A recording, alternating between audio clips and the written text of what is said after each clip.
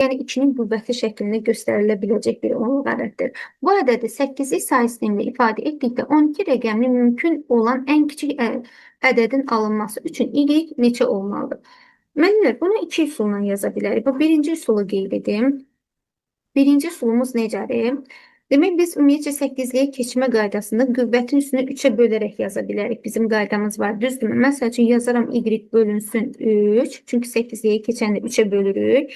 Və bizdən deyirsə ki, 12 rəqəmlidir. Demək, 11 dənə rəqəm olacaq. Qalıq da 0'dır ki, 2 üstündə 0. Çünki bizdən nəyi soruşur?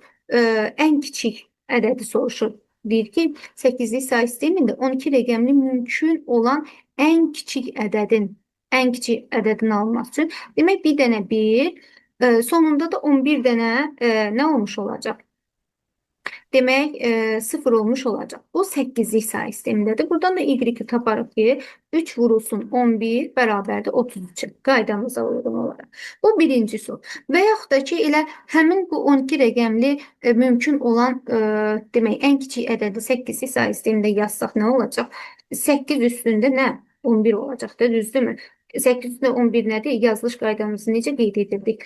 0, 1, yəni 11'də bir dənə 1, 1, 2, 3, 4, 5, 6, 7, 8, 9, 10, 11 dənə 0, 8'lik sayı sistemində. Onu yazanda belə yazırdıq da, düzdürmü?